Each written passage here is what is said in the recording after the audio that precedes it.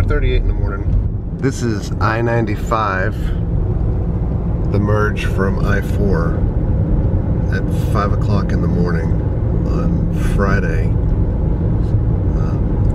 2 days before the hurricane is due to hit Central Florida, Hurricane Irma, and I guess a day and change away before it would hit South Florida. So essentially this is a lot of folks just heading out of Dodge. 2 hours into this trip, we are only up to St. Augustine because of all of the traffic that we've encountered so far.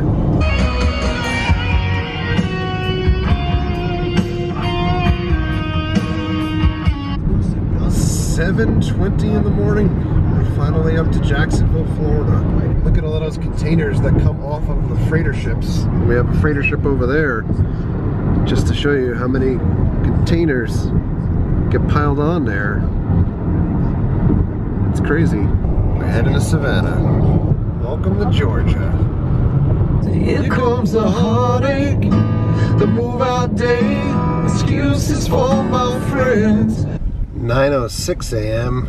Still 120 miles to I-26. This whole trip was supposed to take about 7 hours or so.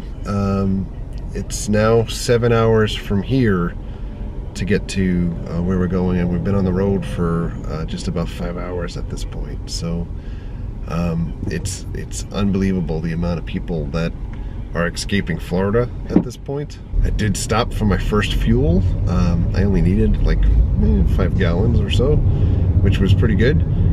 The pumps all had everything except for premium, but the bathroom line inside was not exaggerating, at least 30 plus people deep. So I'm holding it. Look at these idiots. They're pulling up next to each other to throw a pack of cigarettes from one car to the other. They already tried once and missed. Here we go, let's see round 2 here.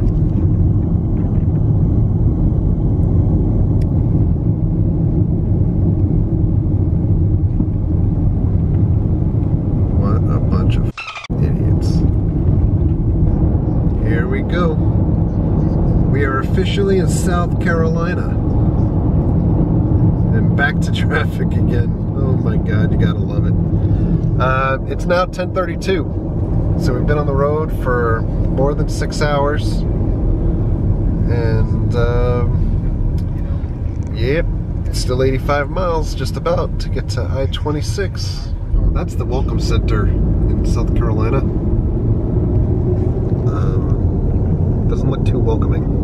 Oh, scratch that. That was the Way Center. This is the rest area. It's like an oasis at this point, where you might be able to pull over and actually use the facilities. Look at that traffic. Oh my God. Like all these cars that are just parked on the side of the ramp to get to the Welcome Center. And all of the stuff happening over here. This was a colossal mistake, following through with heading to the Land of Oz. It better be the greatest thing of all time at this point.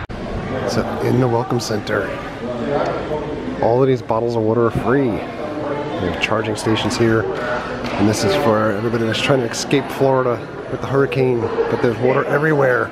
Because of so much traffic on 95, we're on this epic back road here in South Carolina. Trying to get back to 95. I think we got about another 9 miles to go. We run parallel to this train track, although we haven't seen a train come by here. How long do you think that place has looked like that? The gas sign says that it was $1.59 for regular, so it had to be quite some time ago. Interesting if there's a car outside of that store now. Right, so we're finally in North Carolina.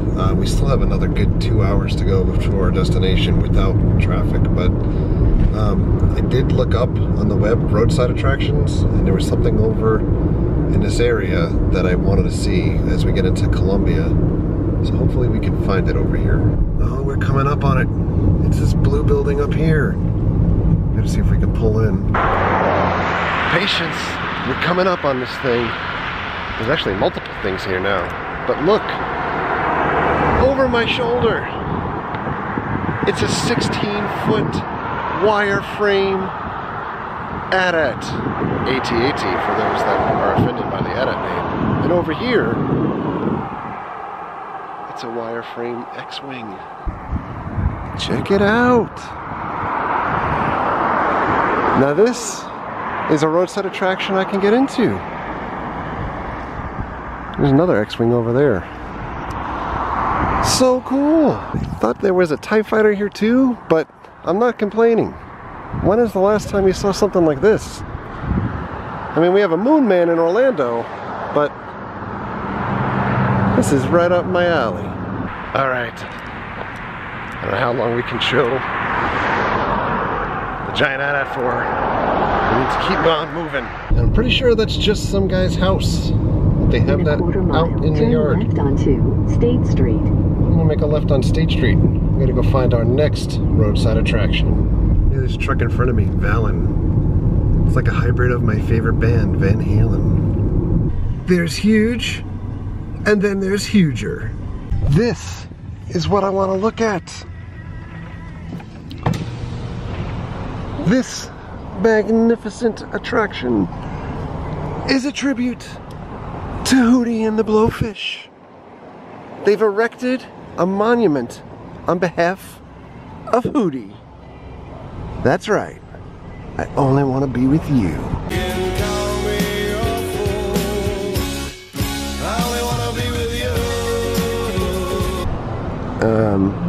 That's pretty much it. But it's Hootie and the Blowfish.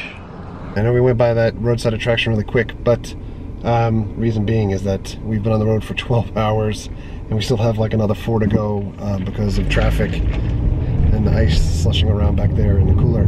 But the reason why there is a tribute or a monument to Hootie and the Blowfish is that this is where they got their start. This is their hometown, their area, so they've got their little monument happening here. We're doing a little detour in Rock Hill, South Carolina. We're gonna look for some food. We have not eaten anything in 13 hours, which by the way is the amount of time that we've been on the road. We still have a good like 2 hours at least of driving left. And this is like a mirage. It's Jack in the Box. Now for me it's worth going out of the way just a little bit to go to Jack in the Box. Where I grew up in Flushing, Queens, we had a Jack in the Box. It was called Jack's. I think for a while they were just called Jack's. But it was kind of like the ultimate late night food. I mean, it was right on the way home from the pub after drinking hours or anything like that. The food was always god-awful, but the tacos are something that I can eat a million of them. I just love them. I wish it was closer. I wish there was a Jack in the Box in Orlando or somewhere in Florida, but there's not. The Jack in the Box by me in Flushing, Queens was used in the movie Basketball Diaries. There's a scene where the team, Leonardo DiCaprio, Mark Wahlberg, and those guys steal money from a lockers of the opposing players, and they go to Jack in the Box. The opposing players approach them to question them about the money, and a fight breaks out. That was right 2 blocks away from where I grew up. I'm gonna ask you this, and I'm gonna ask it once, all right? Where's the stuff you stole from me?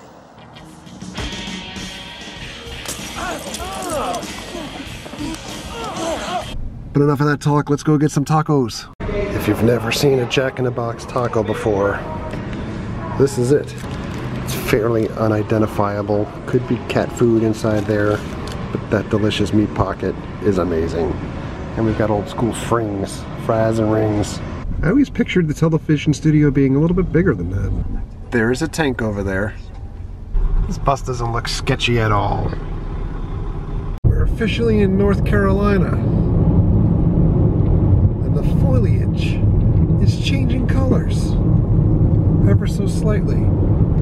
This is kind of like what you picture a road and track in these open roads. We just need like a farmhouse over to the left or something. Speaking of farm, some horses over there, horse cows. Check out this house. There's nothing else around. It's just on this one block, on like a busy intersection, just sitting here. By God, times are tough. Batman's driving a Kia Soul. Iron Maidens in 1 mile? Oh, look at that sunset. Glorious. We are approaching Asheville, our next turnoff. This is where one of my favorite YouTubers, Crazy Russian Hacker, resides. We should go say hello. Safety is the #1 priority. This hill that we're going up is absolutely ridiculous. This has been like 21 miles of just driving up the side of a mountain. But the car in front of me, I think is starting to overheat. I can smell it.